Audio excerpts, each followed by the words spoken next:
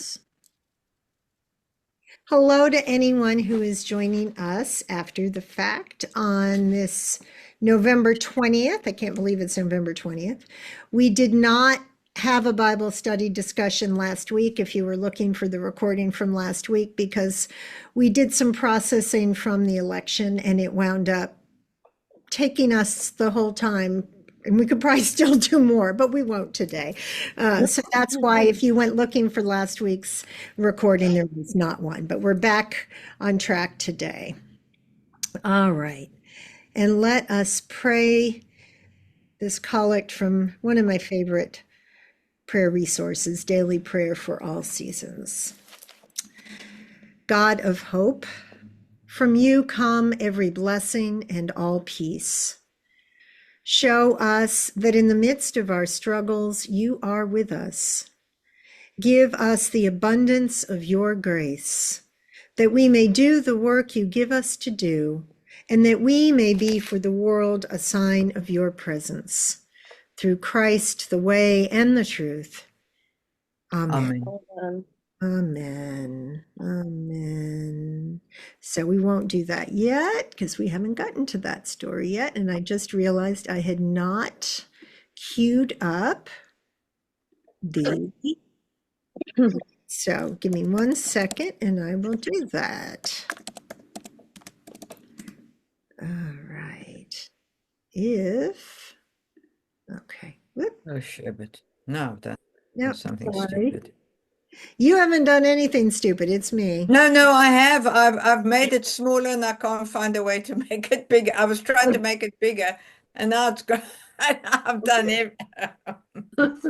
You sound Oh, like dear. me when I have been struggling lately, and I have not had problems before, but recently I just can't get out of my own way. I think it's just so much going on in our lives. We just can't stay on top of everything. Okay. Everything at the same time. Oh boy. No, I can't get it to come back. Patty, I'm going to have to just go out and come back in and see if I can get it. Because Okay. now I've got it about a quarter inch at the top of my screen. Okay. Well, good luck with that. We'll see you again in a minute. Okay, thank you. All right. Okay. Here we go. No, it's still sitting. Okay, got it. Yay. Okay, good. Okay. All right. So we are picking up with Jacob and Esau again. And does anyone remember where we were the last time we talked about them? What was going on? Just to refresh our memories. So at the end of chapter 32. Okay. So Jacob learns that Esau is coming after him with, basically an army of 400 men. Jacob is scared, rightly, that Esau is going to be angry with him. And so, I can't imagine why. what's that, Ellie? I can't imagine why. I know, exactly. So he's on the lamb and he's got all these goats and rams and camels and colts and everybody as a present for his brother. And then he has this experience of God at Peniel. And maybe I'll just reread that last paragraph just to remind us where we were, and then we'll move forward. The same night, Jacob got up and took his 2 wives, his 2 maids, and his 11 children and crossed the ford of the Jabbok.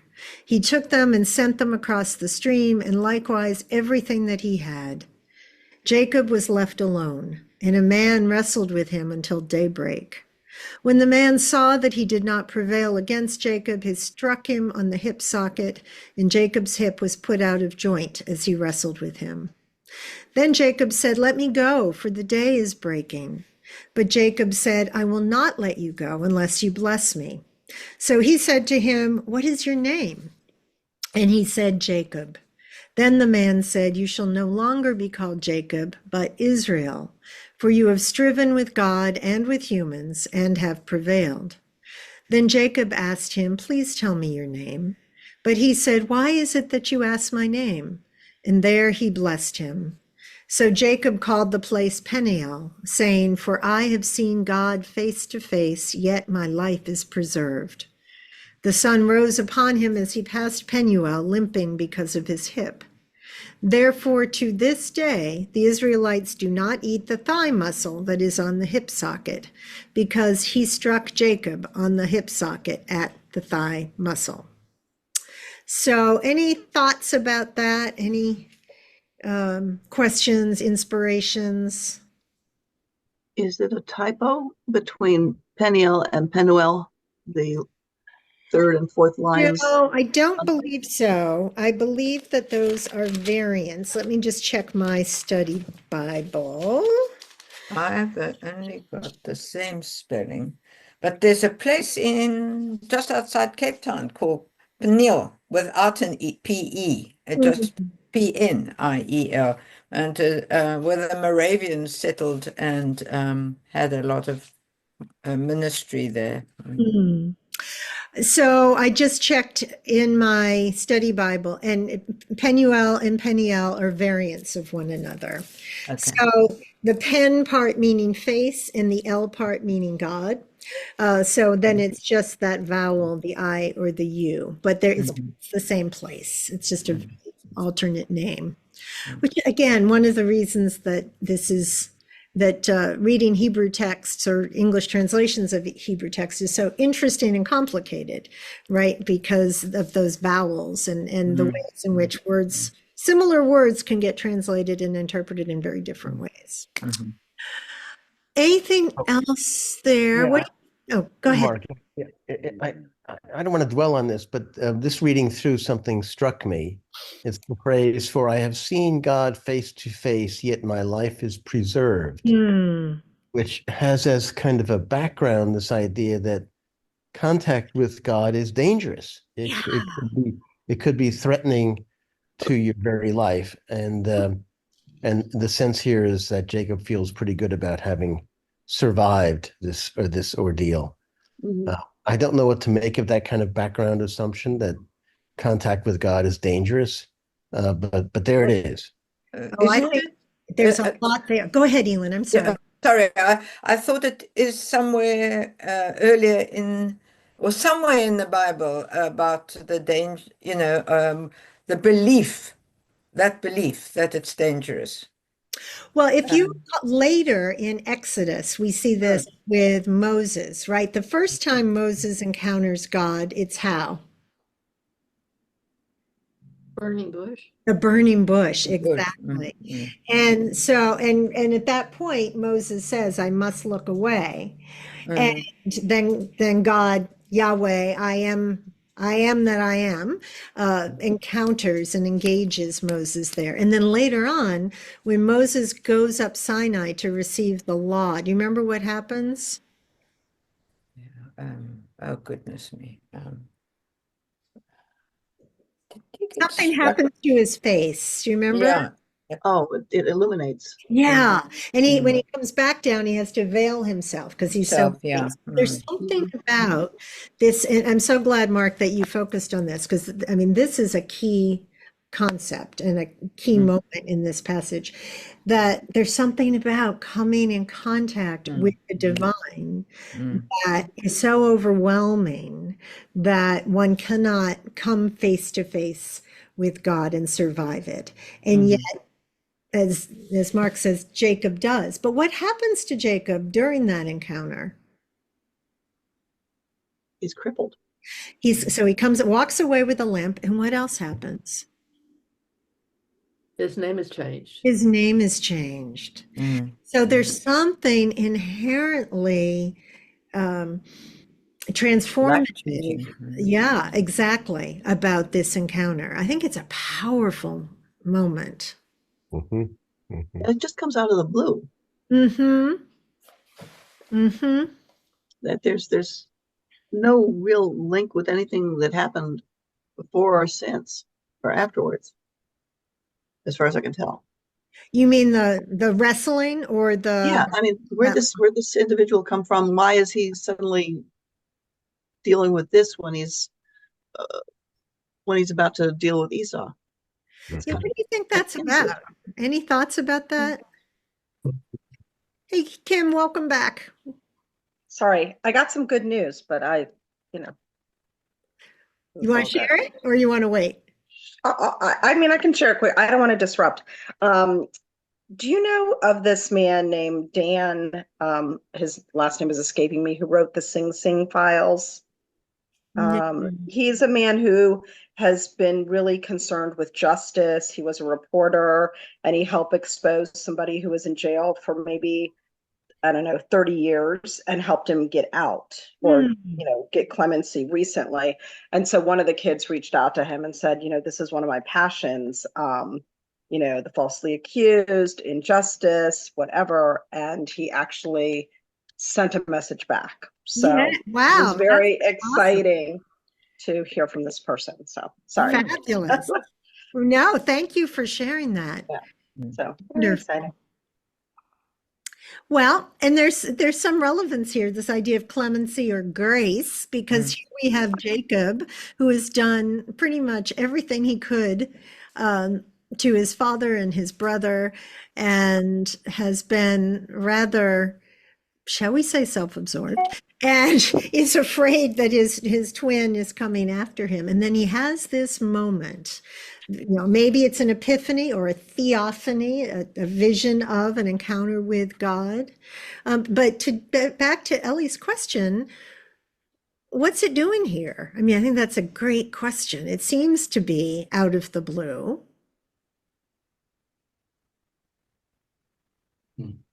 What do you make of it? Because here it is preserved in the text at this point. And it's a powerful scene. And he's set up his family to in as defensive a position as he can, and everything's kind of at a poise right now, and he's alone in the camp with all this kind of balanced around him. Sorry. So he's moving. He's on the move, isn't he? Because he's leaving Laban. Exactly. Mm. Yep, he's on the move. He's on the hoof. And he's anxious. Yeah. Again, going back to what Ellie said earlier, can't imagine why. But, and I wonder that line, I have seen God face to face, yet my life is preserved. Is it possible that Jacob assumes that were he to encounter God, he would be judged and found wanting or perhaps killed? Is that possible? We all? Well, exactly. Thank you. Exactly, Elin. I mean, we all do, right? And so there's this moment. See, I find this almost like an archetypal scene for exactly that reason, Elin, that, to encounter God is to walk away changed. And, now he's got a limp. Now he's got this injury. But he also has a new identity. And Israel means, literally, as we see here, the one who strives with God, or God strives. And again, it's all dependent on how the Hebrew is interpreted there. You have striven with God and with humans and have prevailed. Wow. this actually reminds me a little bit of the Native American spirit quest, where you would go out by yourself to meet whatever spirit had effect on your life, and if you were lucky, you'd meet it, and it would just be a stage of your life. That's a wonderful connection. Can I say something very personal? I'm not sure if I'll be able to say it properly. I was sitting in church in South Africa years ago, and it was a very popular thing. Patty, you might have heard about it, but you do a course to renew your baptism vows. And we were all there that had done this course. It was on the Sunday morning, so there were other people in the congregation. And as always, my husband chose the front pew, and we were sitting always in the front pew on the left. And my mother always used to complain because we picked her up on the way. She said, but that's for the goats. The sheep are on the other side. But we were all sitting there, and I was sitting there, and suddenly I thought, what the heck am I here for? Do I believe all of this? And I suddenly got this vision of confirming my belief while I was sitting there. And it was such a profound, so I can understand Jacob right now. Mhm, Mm, mhm. Oh, Elin, thank you for sharing that. Wow. yeah. Mm, I actually just got goosebumps when you said that yeah. because I think that's often how God works. God shows up Mm, when we ask, you know, mm, do I believe? Well, you know, Mm. are you real? Are you here? mm, And Yeah. maybe not always, but a lot of us have had experiences like that. Thank you so much for sharing that. That's a beautiful moment. That confirmation, unexpected. Uh, That something is there listening to you yeah, exactly. and responding. Wow. That's all I can say in response, Elin, is wow. I'm sorry, Ellie. I cut you off. Go ahead. Oh, and that something is listening and responding to you. mhm, mhm. When so Your still often, small voice or a cloud or Yeah. yeah, Mm, something there can be something there. yeah. when so often it feels like there's nobody listening, Mm, mm, and which is so human and very And typical. did I make all this up? Yeah, No, this is yeah, yeah. it's confirmation. Perfect. It reminds me, of the story of the Israelites in the wilderness and the manna. It's just the manna that falls, that bread mm, that falls just when they need it. mm. And you can't take too much because it spoils. And Mhm. you got Yeah. to consume it right then and there. Can't save. Except on Saturday, you have Yeah, to take extra on Saturday. that's right. Exactly. But you can't put it in the freezer. You can't keep it for another day. And it's moments like that that Elin just described that I think of them as manna moments because it's just for such a time as this, for this very moment. And, that thumbs up that, yes, you're on the right course. And yes, I'm here with you. It's wow. Thank you so much for sharing that.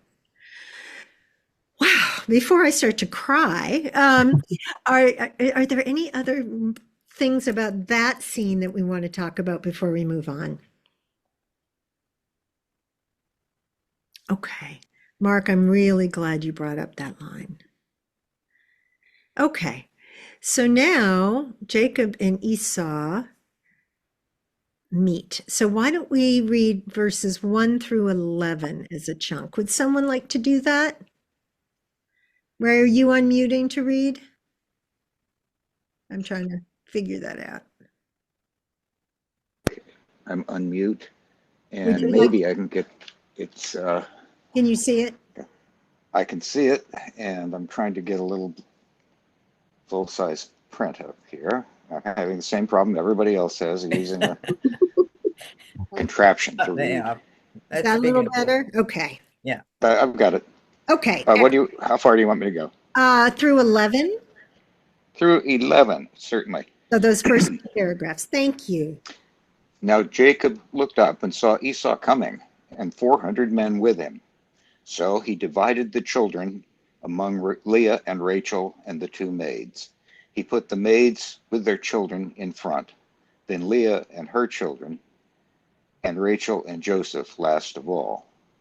He himself went on ahead of them, bowing himself to the ground 7 times until he came near his brother. But Esau ran to meet him and embraced him and fell on his neck and kissed him, and they wept.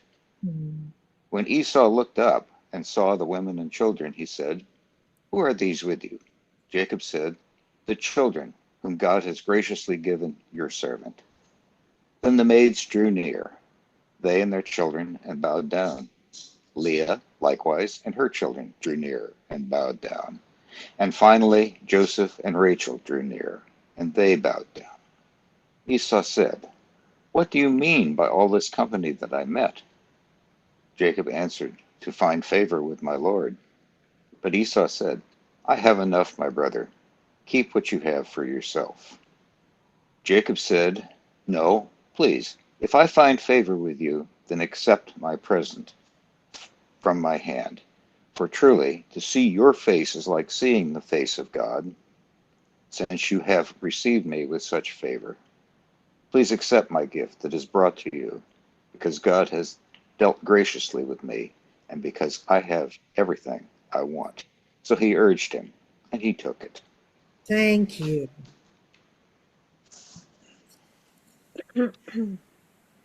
What do you think? What do you notice? Okay, so I missed something. So what was the gift that he's giving at this point? He has come with this whole array of rams and goats and colts and camels and you name it, for his brother. Let me ask you. Well, Oh, go ahead, I Ray. was just going to say I got caught with the phrase there.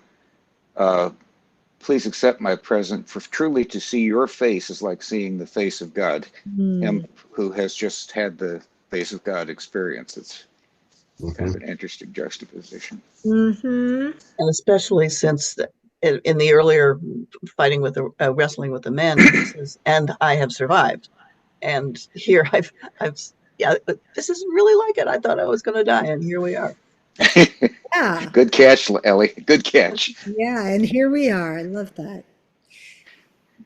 Does that moment of reconciliation remind you of anything else in Scripture? Uh, Prodigal son, prodigal Yeah. daughter. Yeah. Well done. Just couldn't That think. I was thinking too. Let me just read that passage. Let me see. Gotta find it. I don't know. Well, I'll find it while we're talking. Um, but yes, that moment of expectation that you're going to have a bad result, that you're going to be met with anger and judgment and hatred. And instead, Esau embraces him and falls on his neck. I love that image, and kisses him, and they wept. Love that. And I had a couple of images to share of that moment. So here's oh, good, here comes John. Here's an etching. Hey, John, glad to see you. Right. Good morning. So we were just reading, John, about the moment when Jacob and Esau finally are reconciled after um, Jacob being kind of on the lam for a long time. And Ray was saying that that scene reminded him a little bit of the prodigal son parable in Luke's gospel. And then, so I had a few images.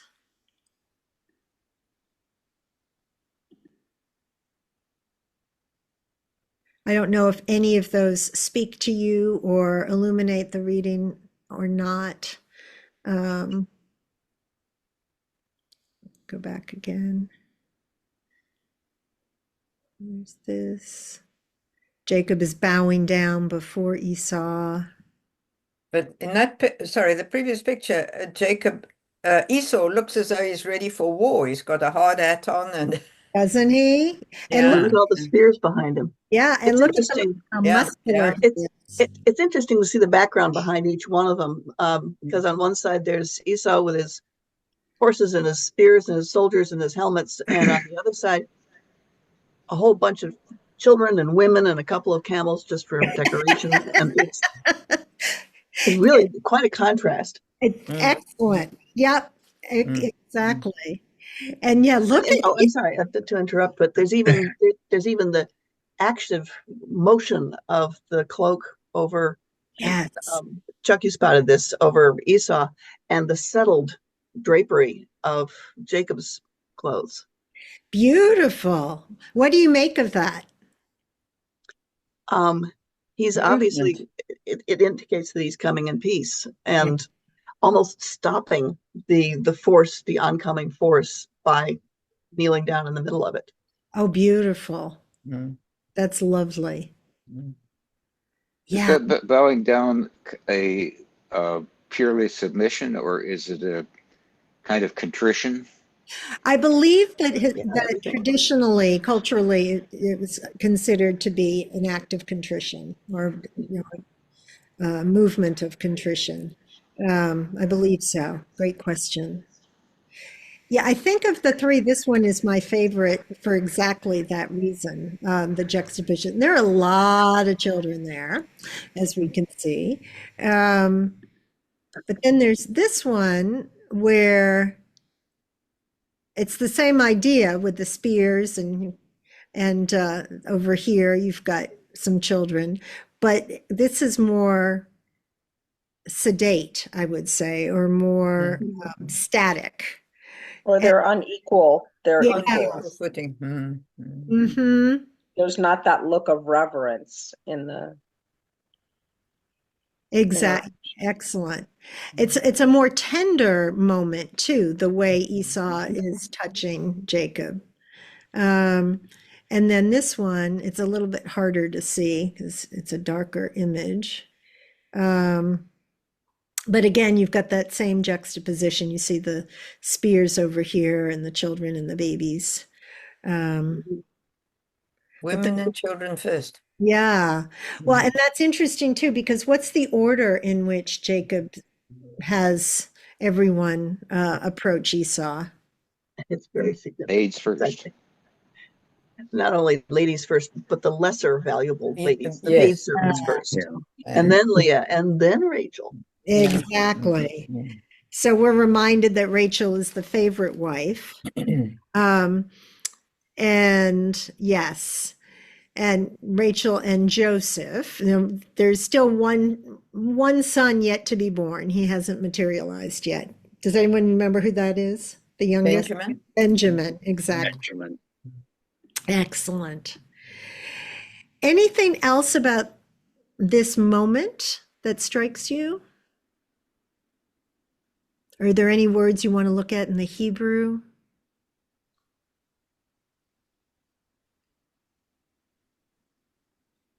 I'm curious about verse 11. God has dealt graciously with me, and because I have everything I want. Now, remember, what does Jacob's name mean? Do you remember? Israel. He was renamed Israel. He's renamed Israel, but when he's born and he is named, It's the grasping or the yeah, exactly. Because he's striving, he's grasping after Esau's heel. And so for Jacob, the one who's always grabbing for things and trying to get his own, this idea that I have everything I want. Is I think is really significant. In the Hebrew, looks like I have plenty. I'm wondering what that word is.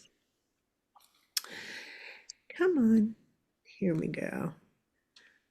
Totality, everything, the whole of. So it's a word, you know, implying abundance and completion, I would say.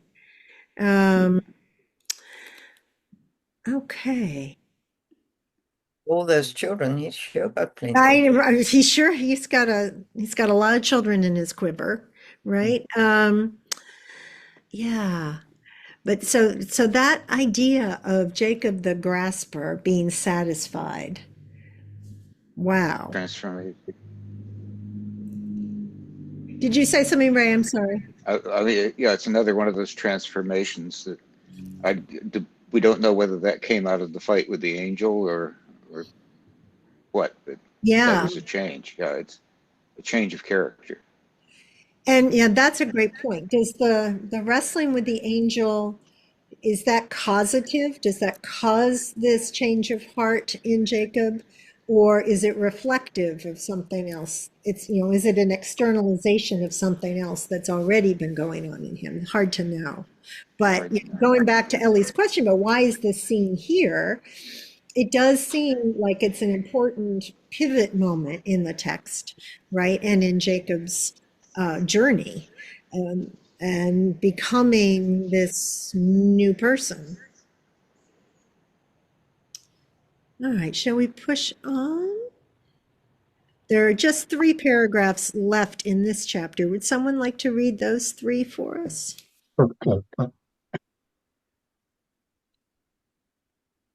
Okay. Thank you, Ellie. Then Esau said, "Let us journey on our way, and I will go alongside you." But Jacob said to him, "My Lord knows that the children are frail, and that the flocks and herds which are nursing are a care to me. And if they are overdriven for one day, all the flocks will die. Let my Lord pass on ahead of his servant, and I will lead on slowly, according to the pace of the cattle that are before me, and according to the pace of the children, until I come to my Lord in Seir." So Esau said, "Let me leave with you some of the people who are with me." But he said, "Why should my Lord be so kind to me?" So Esau returned that day on his way to Seir. But Jacob journeyed to Succoth and built himself a house and made booths for his cattle. Therefore the place is called Succoth. Jacob came safely to the city of Shechem, which is in the land of Canaan, on his way from Paddan Aram, and he camped before the city. And from the sons of Hamor, Shechem's father, he bought for 100 pieces of money the plot of land on which he had pitched his tent. There he erected an altar and called it El Elohe Israel. Ah, good. That is God, the God of Israel. Mm-hmm. And of course, so in naming calling the altar God, the God of Israel, Jacob, or Israel, is saying, "This is my God," right? Mm-hmm. What do you wonder about? What do you notice?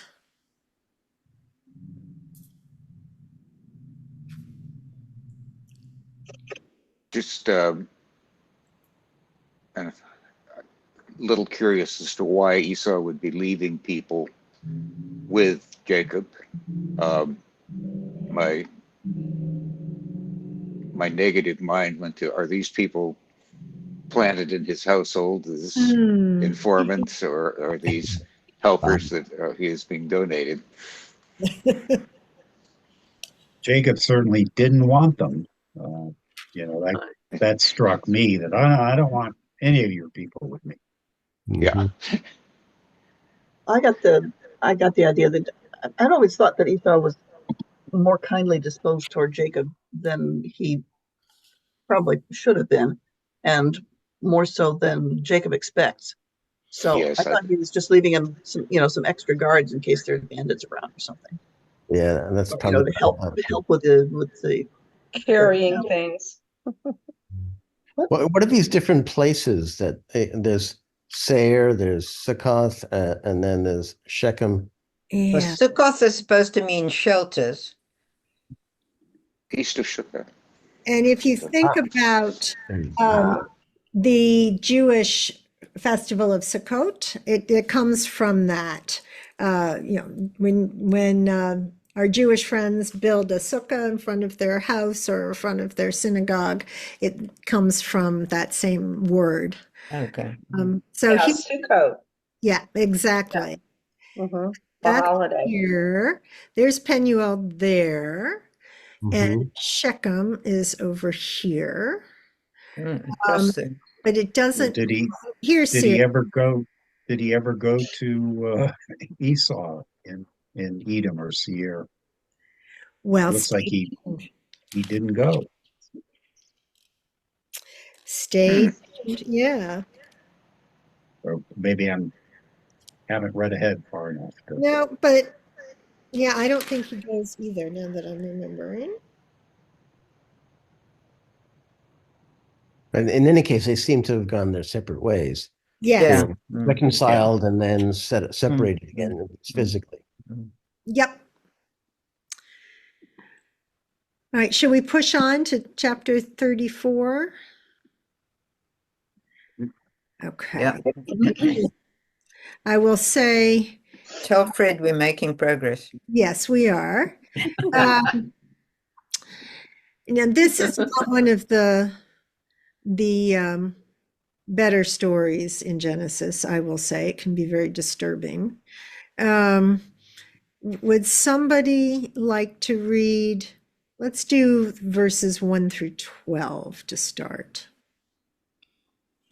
I can read that. Thank you, Chuck. Okay. Now Dinah, the daughter of Leah, whom she had borne to Jacob, went out to visit the women of the land. And when Shechem, the son of Hamor, the Hittite, the prince of the land, saw her, he seized her and lay with her and humbled her. Mm. And his soul was drawn to Dinah, the daughter of Jacob. He loved the maiden and spoke tenderly to her. So Shechem spoke to his father Hamor, saying, "Get me this maiden for my wife."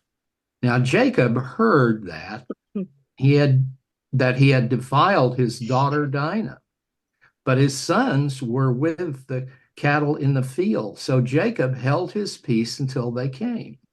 And Hamor, the father of Shechem, went out to Jacob to speak with him. The sons of Jacob came in from the field when they heard it, and the men were indignant and very angry because they had wrought folly in Israel by lying with Jacob's daughter, for such a thing ought not to be done. But Hamor spoke with him, saying, "The soul of my son Shechem longs for your daughter. I pray you, give her to him in marriage. Make marriages with us, give your daughters to us, and take our daughters for yourselves. You shall dwell with us, and the land shall be open to you. Dwell and trade in it, and get property in it." Shechem also said to her father and to her brothers, "Let me find favor in your eyes, and whatever you say to me, I will give. Ask of me ever so much as marriage present and gift, and I will give according as you say to me. Only give me the maiden to be my wife." Thank you, Chuck. Hmm. What do you think? Hmm. Is right. That seems like an appropriate response. I thought that at least, and I thought maybe even the Middle Ages or whatever, that, going and forcibly taking someone to become your wife was a procedure, an accepted procedure. Mm. Apparently not. Not in 3,000 years funny. earlier, but Are there any lines that jump out at you in these paragraphs? So we have the juxtaposition of force Mhm. at the end of 2, and then the loved the young woman and spoke tenderly to her. Yes. But that's ill-timed. Yeah. What did Ellie, did you say it's ill-timed? I said it was ill-timed. Yeah, yeah. A little You could have done that better. A little backward. So you notice the first thing that happens is that Shechem sees her. And so it's physicality. He's drawn to her beauty. And he does what he does. As Chuck's translation had it, he humbles her, which that's disturbing, as is lay with her by force. You choose your language, but in either case, it's deeply disturbing. There's this power over based on the gaze, right? Based on his desire. But then that next verse, his soul was drawn to Dinah. He loved her and spoke tenderly. Kind of too little, too late, Shechem. I'm sorry, but hello. I'm curious about that word for soul. I'm wondering if it's nephesh. Let me see. Um, which means life force. He was deeply, okay. He was deeply attracted to Dinah. Interesting. The Hebrew doesn't suggest the soul, um, whereas the English does. Um, his, Chuck, what does your translation, how does your translation read at verse 3 again? And his soul was drawn to Dinah, the daughter of Jacob. He loved the maiden and spoke tenderly to her. So pretty much the same thing as what we've got on the screen. So Yeah. that's just so interesting because the Hebrew doesn't, the word for soul in Hebrew is nephesh, which means life force, like your essence. And that's not what the Hebrew says. So it's interesting that the translation renders it that way. I find it interesting that I'm going down as far as we can read here. Nobody's asking what the young lady thought about Yeah, this. yeah, yeah. Thank you. Thank you so much. Yeah. If it was my But daughter, there if would have been an opinion expressed. I but think look at the first verse of 34. It was Dinah that made the trip to visit the Hivites. Hmm. They didn't come to Jacob or Israel's family, according to the first verse of 34. Mm-hmm. She went to visit the women of the land. Right. What rights did a crown prince, have with respect to women of the land? I don't know. Good question. Grata Senior. He seized her. That again, that verb is deeply disturbing. Um, let's see what the word in Hebrew is. Lakah, to take and carry along, fetch, capture, seize. Okay. Acquire. So again, it's a power over, right? That she is the object of his desire and his action. Yeah, it was actually I'm seeing this as medieval in that the Lord of the Land had the right to any female he wants. Um, and what he's doing is that she's actually not one of his subjects. Hmm. She went Hmm. to visit Good point. the ladies, but she is not subject to him. And so that was, um, that I think is what is socially unacceptable about this and what puts Jacob's family and all the menfolk in a position of superiority because he's actually committed a crime against somebody that he wasn't allowed to. Beautiful. She is the other here, right? She has gone out. Um, she is not one of the prince's underlings, as it were. Good, excellent.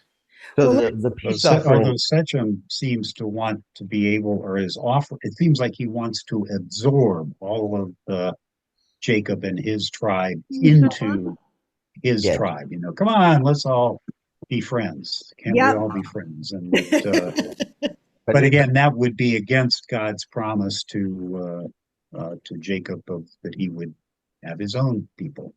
Beautiful. yeah, it's clearly a position of subordination that he's being offered. I mean, Hmm.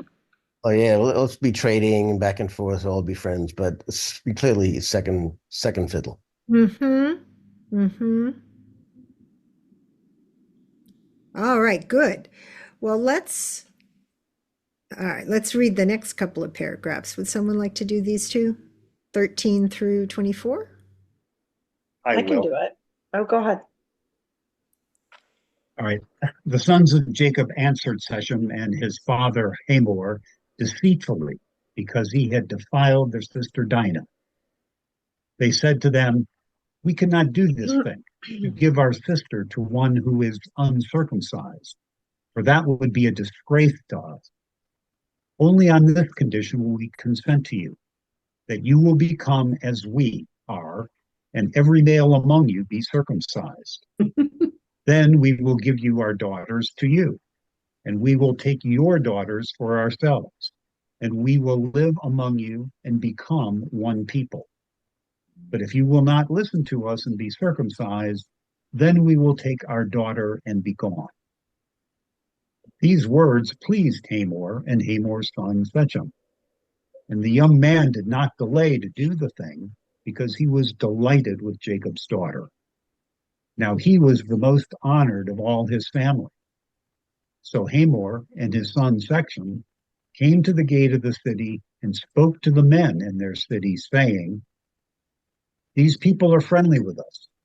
Let us live in the land and trade in it, for the land is large enough for them.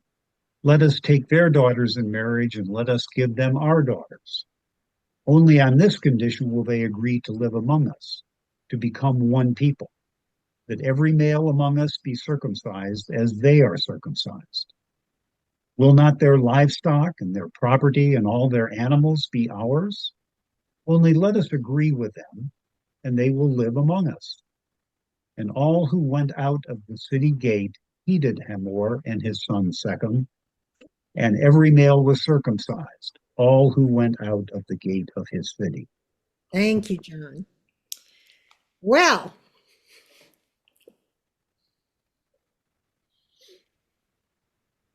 what do you think? A lot of hurting going on there.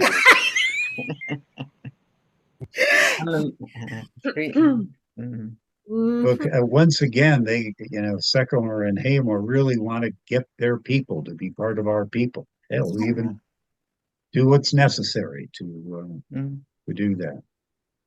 They also held a lot of power. Yeah. Yeah. Will not their livestock and their property and all their animals be ours? Yeah. Yeah. The ulterior motive comes out. Mm-hmm. I keep wondering what this word deceitfully means in the first sentence, Yeah. because it sounds like they're offering this deal, but they don't mean it. And then Hamor and his people take the deal, and I want to know what happens next. Just Well, you wait. Read I on. believe just you wait. Just you wait. Before we do that, that moment of verse 23, will not their livestock, et cetera, be ours? It's such a transactional agreement, right? So, okay, we will do this. Ouch. Easy for me to say, I realize. We will do this. And, it's worth it. We're going to get all these goods, and our wealth will increase. I think that's how marriages were in the olden days, because Adam and I have a ketubah that we signed. And when you go to like these Jewish stores to get the ketubahs, they're all like my father signs on it. Like, I agree to give 27 oxen or whatever, 42 calves, and 30 sheep, and whatever it is that, or Adam agrees to give it to him, whatever. It's transactional. Those ketubahs have this livestock exchange written into them, all of them, modern day ketubahs, even. Wow. So it's there. Did you get your sheep? Where are your sheep? Yeah, I'm gonna go back. If I find it, I'll show it to you guys. I have Would no love to idea. see It's that. written in Hebrew, so I would have to have some translator for it. But anyway, 2017. I know that I'm worth, because the cantor read it and said, "This is, what the exchange is." Oh, you're worth a lot of head of oxen. Is that what you're telling Yeah. me? We Yeah, knew that. exactly. We could have told you that, Ken. But it is interesting that it's transactional. And to be quite honest with you, figuratively, Dinah would have been raped in some sense, whether this happened pre-marriage or during the marriage, because she really has no say in this at all. That's right. Mm-hmm. This is like sex trafficking, if nothing else. This is what we would call it in modern day, right? Like, She was this is a tamed. sale. She was captured. Exactly. Yeah. Yeah. I mean, it's We never know whether she would have wanted to marry the prince of the land. She I has. you don't know. Yeah. You don't hear from her. No. Really striking to read it with our 21st century sensibilities. Well, to Mark's question, let's see what happens next. Would someone like to read this last paragraph? Okay, I'll do it. Thanks, Ray. On the third day, when they were still in pain, two of the sons of Jacob, Simeon and Levi, Dinah's brothers, took their swords and came against the city unawares and killed all the males. They killed Hamor and his son Shechem with the sword and took Dinah out of Shechem's house and went away. And the other sons of Jacob came upon the slain and plundered the city because their sister had been defiled. They took their flocks and their herds, their donkeys, and whatever was in the city and in the field, all their wealth, their little ones and their wives, all that was in the houses, they captured and made their prey. Then Jacob said to Simeon and Levi, "You have brought trouble on me by making me odious to the inhabitants of the land, the Canaanites and the Perizzites. My numbers are few, and if they gather themselves against me and attack me, I shall be destroyed, both I and my household." But they said, "Should our sister be treated like a prostitute?" Great See, there question. you are, that modern generation. They started to get it. Even Well, back I mean, then. And what about Jacob's response? Mhm. You made me look bad. I made a deal and then you didn't honor it. Well, it's more, I'm afraid there are a Yeah, whole yeah. lot more of them than there are of us guys. that's What are right. we going to do now? Exactly. Exactly. But his sons defend their sister. Should our sister be treated like a prostitute, like a whore? Let's see what the Hebrew word is. But the fathers were just about ready to trade her off anyhow. So, Exactly. yeah, castitution or prostitution? Yeah. Is sex for money Mm-hmm. Yeah. Mm-hmm. Yep. as opposed to forcible sex within a marriage, which is a completely different law, I guess. Mm-hmm. Mm-hmm. So was this demand for circumcision just a way of disabling the soldiers just so that they could be killed while they were still recovering? Sounds Sounds that way. that way, doesn't it? Yeah. When they were still in pain, that's evocative, right? So, the um, Shechem and Hamor and all of the men are compromised, and Simeon and Levi come in and they take advantage of that, right? They come against the city unawares and killed all the males. And it's interesting that the other sons jump on the bandwagon too. So after their brothers kill everybody, the other sons come upon them and plunder the city. So because their sister had been defiled, or maybe this is your opportunity to plunder. So, yes, I Exactly. want to believe that they are avenging their sister.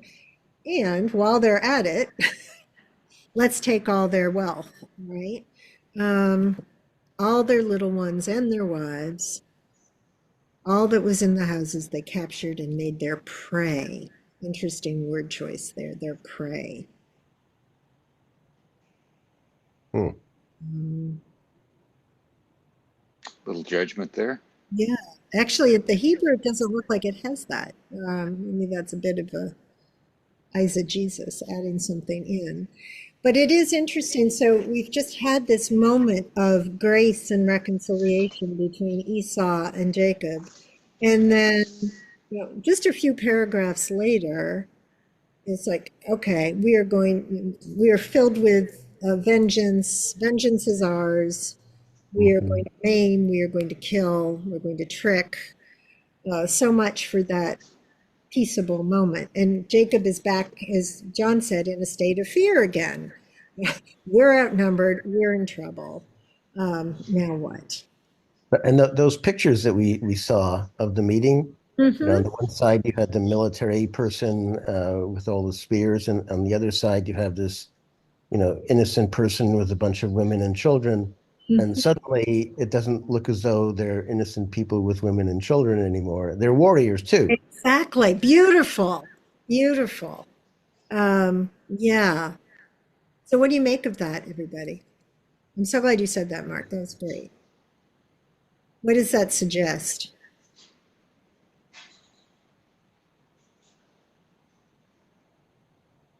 I I don't know wonder if there's one right answer. I'm just wondering what you think about that.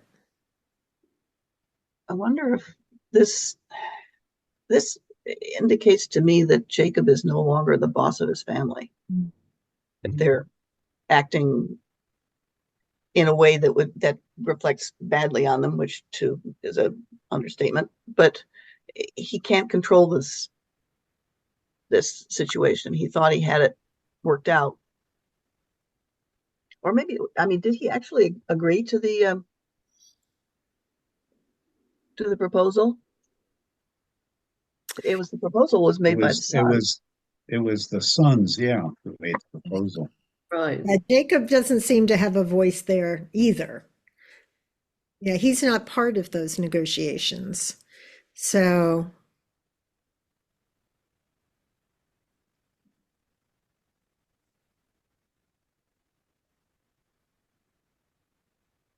um, yeah, going back to the beginning, Jacob was holding his peace until his sons came.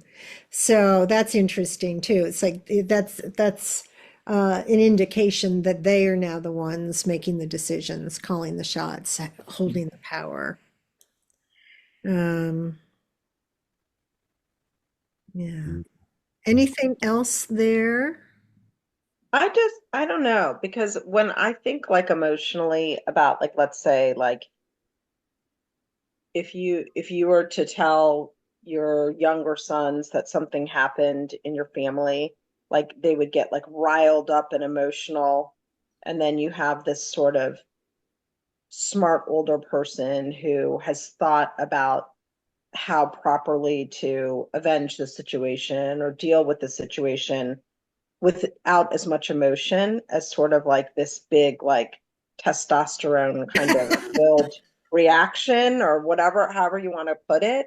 Like, it just seems like something to me, you know what I mean? I'm thinking of like modern day fraternity guys, like getting riled up, riling each other up. Yeah, let's go, let's go handle this. You know what I mean? Mhm. And the dad being Yes. trying to reel him in and being like, guys, what have you done?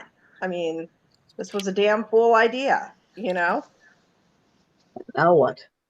Now what? I Or, mean, that's as how some I'm would thinking of say, it. what now? Well, Yeah. let's turn the page and find out. Stay tuned for the next exciting installment. That's right.